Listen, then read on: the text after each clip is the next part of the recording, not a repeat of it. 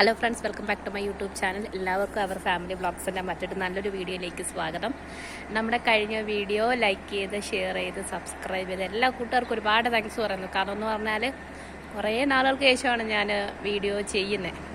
കാരണം നമ്മൾ ഇസ്രായേലി ജോലി ചെയ്യുന്നവർക്ക് അറിയാൻ സാധിക്കും നമ്മൾ അനുഭവിക്കുന്ന അത്രയും ജോലി തിരക്കുകളും അതിൻ്റേതായിട്ടുള്ള ബുദ്ധിമുട്ടുകളും സ്ട്രെസ്സും ഡിപ്രഷൻ സ്റ്റേജിലൂടെയൊക്കെ കടന്നു വന്ന ഒരുപാട് മലയാളികൾ സുഹൃത്തുക്കൾ ഇവിടെ ഒരുപാട് പേരുണ്ട്. അത് 10 വർഷം കൊണ്ട് ജോലി ചെയ്യുന്നവരാകട്ടെ, ഇന്നലെ വന്നവരാകട്ടെ, അവരനുഭവിക്കുന്ന മാനസിക ബുദ്ധിമുട്ട് നമുക്ക് ആർക്കും മനസ്സിലാക്കാനായിട്ട് പറ്റത്തില്ല. അപ്പോൾ ഇന്നത്തെ വീഡിയോ എന്ന് പറഞ്ഞാൽ എൻ്റെ ഒരു കൂട്ടുകാരി ഇന്നലെ എന്നെ വിളിച്ചിരുന്നു. സത്യം പറഞ്ഞാൽ അവൾ പൊട്ടിക്കരഞ്ഞിട്ടാണ് എന്നോട് സംസാരിച്ചത്. കാരണം എന്ന് പറഞ്ഞാൽ എൻ്റെ ആദ്യത്തെ ജോലി ഇറങ്ങി ഞാൻ നിൽക്കുന്ന സമയത്ത് ഞാൻ ഇങ്ങനെ അപ്പാർട്ട്മെൻറ്റിൽ താമസിക്കുമ്പോഴത്തേക്കും അവിടെ വന്നതാണ് ആ കുട്ടിയും ജോലി ഇറങ്ങി. ആ കുട്ടി അങ്ങനെ വന്ന് ഞങ്ങൾ ഒരേ നാട്ടുകാരാണ്. സംസാരിച്ച് സത്യം പറഞ്ഞാൽ എനിക്ക് ഒഴിവാക്കാൻ പറ്റാത്ത ഒരു സുഹൃത്ത് ബന്ധത്തിലേക്ക് വരെ ഞങ്ങൾ പോകേണ്ടി വന്നു. നല്ലൊരു ഫ്രണ്ട്ഷിപ്പ് ഈ നിമിഷവും മെയിൻറ്റെയിൻ ചെയ്യുന്ന വ്യക്തികളാണ് ഞങ്ങൾ. അങ്ങനെ എന്നെ അവൾ വിളിച്ചിട്ട് അവളുടെ ജോലിയിൽ അവൾ അനുഭവിക്കുന്ന മാനസിക ഡിപ്രഷനിലൂടെ തന്നെയാണ് ആ കുട്ടി കടന്നു പോകുന്നത്. അപ്പോഴവൾ പൊട്ടിക്കരഞ്ഞിട്ട് എന്നോട് പറഞ്ഞോടി, എനിക്കിവിടെ ഒട്ടും പറ്റുന്നില്ല, എന്നെ അത്രയ്ക്കും ഇവർ ടോർച്ചർ ചെയ്യുന്നു, അത്രത്തോളം സമയത്തിന് ആഹാരം കൊടുക്കുന്നില്ല, 2 കഷ്ണം ബ്രെഡും കുറച്ച് സൂപ്പൊക്കെ ആയിരിക്കും ഒരു ദിവസത്തെ അവളുടെ ആഹാരം.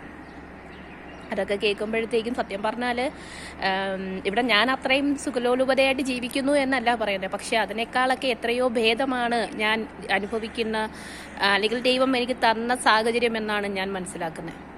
അപ്പോൾ ഞാൻ അവളോട് അല്ലെങ്കിൽ എൻ്റെ സുഹൃത്തിനോട് ഞാൻ ഒരുപാട് സമയം അവളോട് സ്പെൻഡ് ചെയ്തു. കാരണം എന്ന് പറഞ്ഞാൽ നമുക്ക് ഒരാൾക്ക് വേണ്ടി മാറ്റിവെക്കാൻ പറ്റുന്ന ഒരേ ഒരു കാര്യം നമ്മുടെ സമയം മാത്രമാണ്.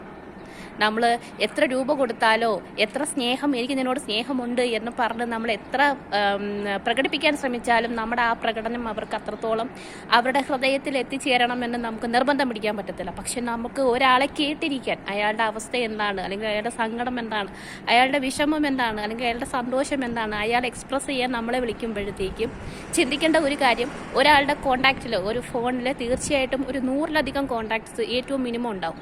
പക്ഷേ ആ നമ്പറുകൾക്കിടയിൽ നമ്മുടെ നമ്പർ തപ്പിപ്പിടിച്ച് ഒരാൾ വിളിച്ചിട്ട് നമ്മളോട് അത് പറയുമ്പോൾ അയാളുടെ ഹൃദയത്തിൽ നമുക്കൊരു സ്ഥാനമുള്ളത് കൊണ്ടായിരിക്കത്തില്ലേ തീർച്ചയായിട്ടും ആ ഒരു കോള് നമ്മളെ തിരക്കി വരുന്നേ, അല്ലെങ്കിൽ നമ്മളിലേക്ക് വരുന്നേ.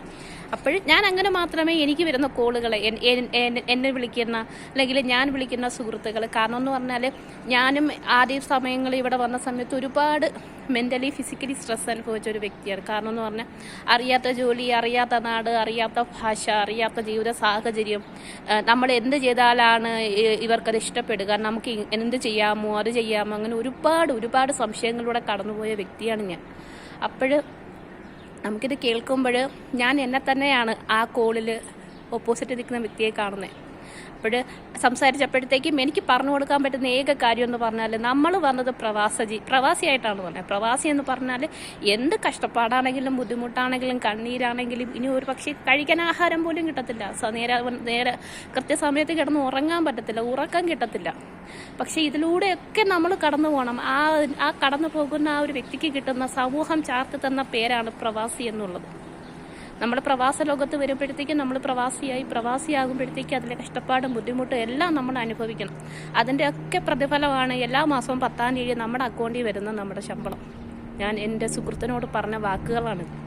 അവൾ ഒരുപാട് കരഞ്ഞു. കാരണം എന്ന് പറഞ്ഞാൽ അവളെ അത്രയും ശാരീരികമായിട്ട് ഉപദ്രവിക്കുന്നു, മാനസികമായിട്ട് അവളെ ഹേർട്ട് ചെയ്യുന്നു, അവൾക്ക് സമയത്തിന് ആഹാരം കൊടുക്കുന്നില്ല, കിടന്നുറങ്ങാൻ സമ്മതിക്കുന്നില്ല, അവളെ ഫിസിക്കലി ഹരാസ് ചെയ്യുന്നു. അങ്ങനെയുള്ള കുറേ കാര്യങ്ങളാണ് അവൾ പറഞ്ഞത്. സത്യം പറഞ്ഞാൽ അത് യാഥാർത്ഥ്യങ്ങളാണ്.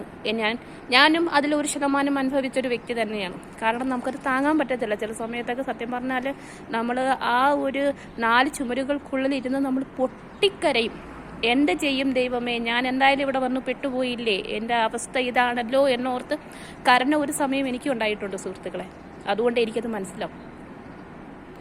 അങ്ങനെ അവളോട് സംസാരിച്ചു. ഞാൻ പറഞ്ഞു, നീ മാക്സിമം പിടിച്ച് നിൽക്കുക, കാരണം നമ്മുടെ മുമ്പിൽ വേറെ വഴിയില്ല, നിനക്കിത് മുമ്പോട്ട് പോയേ പറ്റത്തുള്ളൂ. കാരണം നമുക്ക് ഇസ്രായേലിൽ നമ്മൾ ദൈവത്തിൻ്റെ സ്വന്തം നാടാണ്, കാര്യങ്ങളൊക്കെ ശരി തന്നെയാണ്. പക്ഷേ എങ്കിലും ഇസ്രായേൽ ഗവൺമെൻറ്റിൻ്റെ നിയമങ്ങൾ ഏറ്റവും കൂടുതൽ അഫക്റ്റ് ചെയ്യുന്നത് നമ്മളെപ്പോലുള്ള ഫോറിനേഴ്സിനാണ്. കാരണം ഇവിടുത്തെ സിറ്റിസൺസിനാണ് അവർ കൂടുതലും പ്രാധാന്യം കൊടുക്കുന്നത്. നമ്മൾ അവരെന്നോട് അങ്ങനെ ചെയ്തു ഇങ്ങനെ ചെയ്തു അതല്ല ഇതല്ല എത്ര ന്യായീകരണങ്ങൾ നമ്മൾ പറഞ്ഞാലും അവർക്ക് കൊടുക്കുന്ന പരിഗണന കൊടുത്തതിന് ശേഷം മാത്രമേ നമുക്കത് കിട്ടത്തുള്ളൂ. അല്ലെങ്കിൽ ഇവിടുത്തെ പൗരന്മാരെ സംരക്ഷിക്കാൻ വേണ്ടി മാത്രം നിലകൊള്ളുന്ന ഒരു നാടാണ് ഇസ്രായേൽ ഗവൺമെൻറ് അല്ലെങ്കിൽ ഇസ്രായേൽ ഒരു ഭരണകൂടം എന്ന് പറയുന്നത്. പിന്നെ നമ്മൾ വാർദ്ധക്യരായ മാതാപിതാക്കളെ നോക്കാൻ വേണ്ടി വന്ന് നിൽക്കുന്ന നമുക്ക് ഏറ്റവും അത്യാവശ്യം വേണ്ടത് നമ്മൾ വാരിക്കൂട്ടിയ ബിരുദങ്ങളോ ബിരുദാനന്ദ ബിരുദങ്ങളോ PhDയോ ഡോക്ടറേറ്റോ നഴ്സിംഗ് സർട്ടിഫിക്കറ്റോ കാര്യങ്ങളോ ഒന്നുമല്ല. ഏറ്റവും അത്യാവശ്യം വേണ്ട ഒരൊറ്റ കാര്യമുള്ളൂ, ക്ഷമ. ഈ 2 അക്ഷരത്തിലാണ് ഈ ഇവിടെ വന്ന് നിൽക്കുന്ന എല്ലാ കെയർടേക്കേഴ്സിൻ്റെയും ജീവിതം അടിസ്ഥാനം എന്ന് പറയുന്നത്.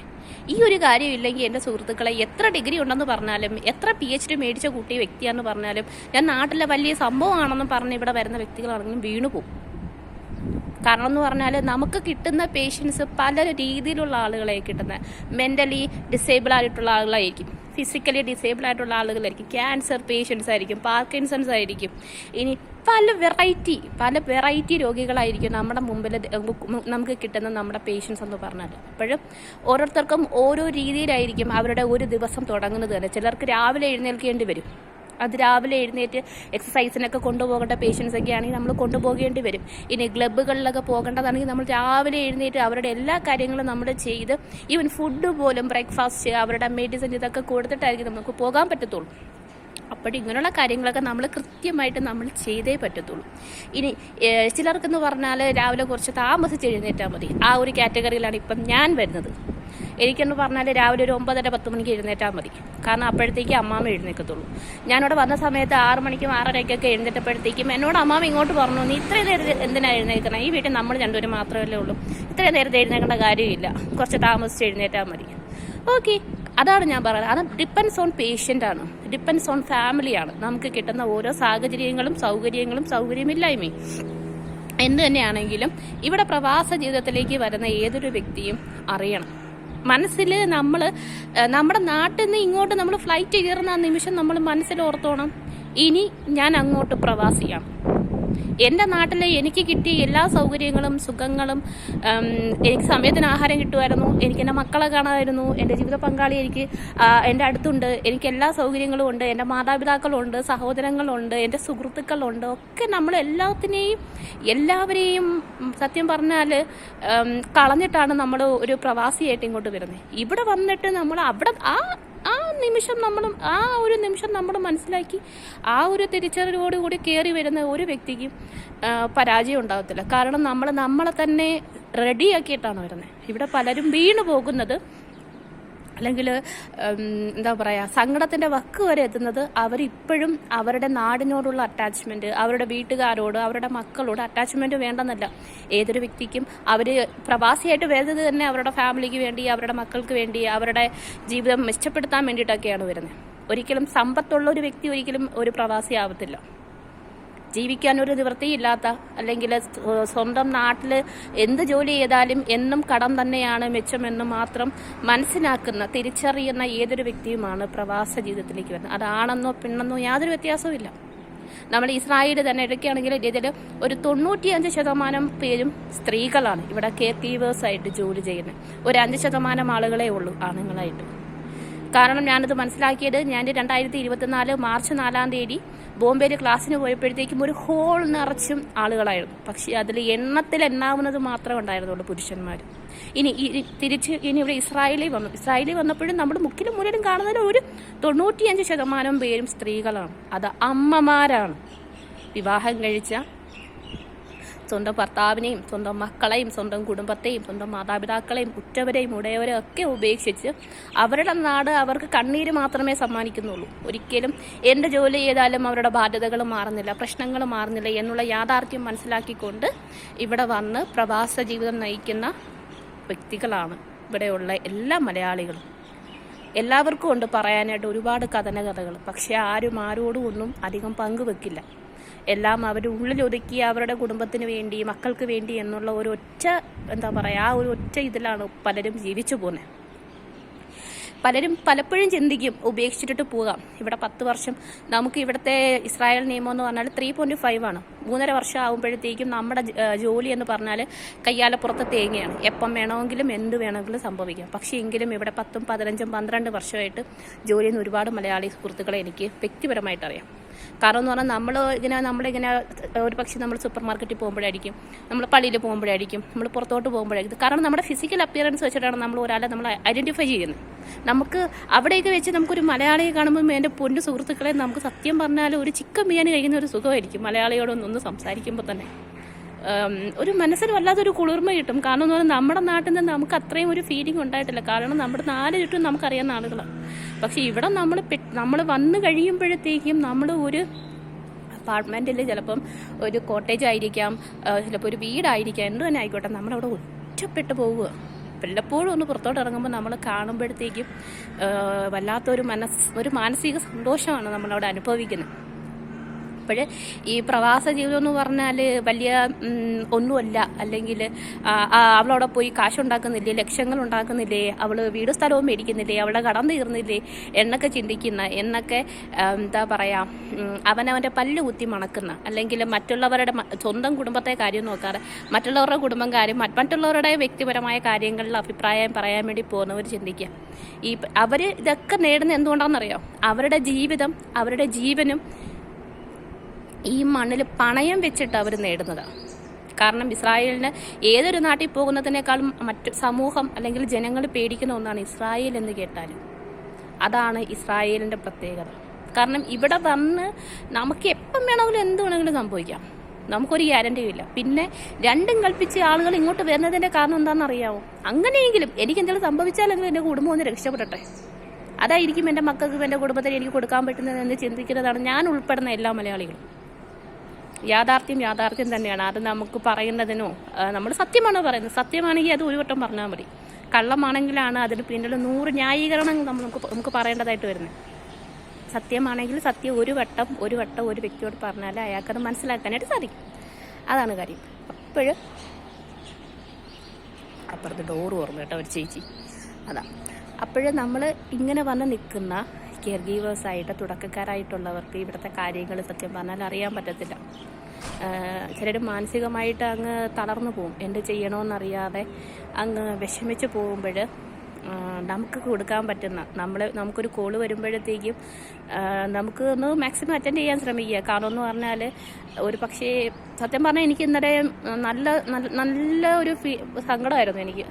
എൻ്റെ സുഹൃത്ത് വിളിച്ച് ഫോൺ വെച്ചതിന് ശേഷം എന്നിട്ട് ഞാൻ പിന്നെയും വിളിച്ചു, നീ ഫുഡ് കഴിച്ചോ? എന്നിട്ട് എന്നോട് പറഞ്ഞുകൂടി ഞാൻ 2 ബ്രെഡ് കഴിച്ചു. ഞാൻ പറഞ്ഞു, നമ്മുടെ ആരോഗ്യം നമ്മൾ തന്നെ നോക്കണം.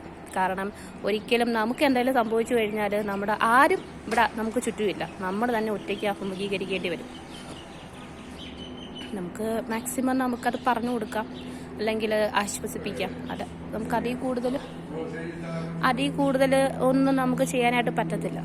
കാരണം നമുക്കും പരിമിതികളുണ്ട്. പരിമിതികൾക്കുള്ളിൽ നിന്നാണ് നമ്മളും ജോലി ചെയ്യുന്നത്. എല്ലാവർക്കും ഉണ്ട് അതിൻ്റേതായിട്ടുള്ള ബുദ്ധിമുട്ടുകളും പ്രശ്നങ്ങളും ഒക്കെ. പക്ഷേ നമ്മളെല്ലാം ശരിയാകും എന്ന് കരുതി ആ ഒരു വിശ്വാസത്തിൻ്റെ പുറത്താണ് ഓരോ ദിവസവും, ഓരോ നിമിഷവും, ഓരോ സെക്കൻഡും നമ്മൾ മുന്നോട്ട് പോകുന്നത്. ഇപ്പോൾ പോലും ഞാൻ ഈ വീഡിയോ എടുക്കുന്നത് വേസ്റ്റ് കളയാൻ വന്നപ്പോൾ ഞാൻ അന്നേരം ചിന്തിച്ചു, എന്തായാലും എല്ലാ വീഡിയോ എടുക്കുന്നത് റൂമിനകത്ത് വെച്ചാണ് വീഡിയോ എടുക്കുന്നത്. അതാണ് നമ്മുടെ ഒരു അപര്യാപ്തത അല്ലെങ്കിൽ ഒരു പ്രശ്നം എന്ന് പറഞ്ഞാൽ അതാണ്. നമ്മളത്രയും കാരണം നമ്മുടെ പേഷ്യൻ്റ് 24/7 ആണ്. നമ്മൾ 24 മണിക്കൂർ അവർക്ക് അലേർട്ടായിരിക്കണം. അവർക്ക് അവരുടെ മക്കൾ നമ്മളെ വിശ്വസിച്ചാണ് അവർ നമ്മളെ ഹാൻഡ് ഓവർ ചെയ്യുന്നത്. അന്നേരം നമ്മൾ അവരെ മാക്സിമം സന്തോഷമായിട്ടിരിക്കാനുള്ള സാഹചര്യങ്ങൾ ഉണ്ടാക്കി കൊടുക്കുക. അവർക്ക് വേണ്ട കാര്യങ്ങൾ, മെഡിസിൻ ആണെങ്കിലും ഫുഡാണെങ്കിലും ഈവൻ അവരുടെ ബേസിക് ആയിട്ടുള്ള കാര്യങ്ങളാണെങ്കിൽ പോലും നമ്മൾ കറക്റ്റ് ടൈമിൽ കറക്റ്റായിട്ട് കാര്യങ്ങൾ ചെയ്തു കൊടുക്കുക. അവരെപ്പോഴും പ്രസക്റ്റായിട്ടിരിക്കുക. അതായിരിക്കും അവരുടെ ഫാമിലി ആഗ്രഹിക്കുന്നതും. നമുക്ക് അതിലൂടെ മാത്രമേ നമുക്ക് നമ്മുടെ ഒരു ലൈഫ് നമുക്ക് നല്ല രീതിയിൽ സ്റ്റേബിളായിട്ട് മുന്നോട്ട് കൊണ്ടുപോകാനായിട്ട് പറ്റത്തുള്ളൂ. അപ്പോഴിതൊരു വളരെ ചെറിയൊരു വീഡിയോ ആണ്. പക്ഷേ എങ്കിലും ഒരു റിക്വസ്റ്റാണ്, സ്കിപ്പ് ചെയ്യാതെ കാണണം. നിങ്ങളുടെ വിലപ്പെട്ട കമൻസ് തീർച്ചയായിട്ടും നമ്മുടെ കമൻറ്റ് ബോക്സിൽ രേഖപ്പെടുത്തണം. നമ്മുടെ ചാനൽ മാക്സിമം സബ്സ്ക്രൈബ് ചെയ്യണം, ഷെയർ ചെയ്യണം. താങ്ക്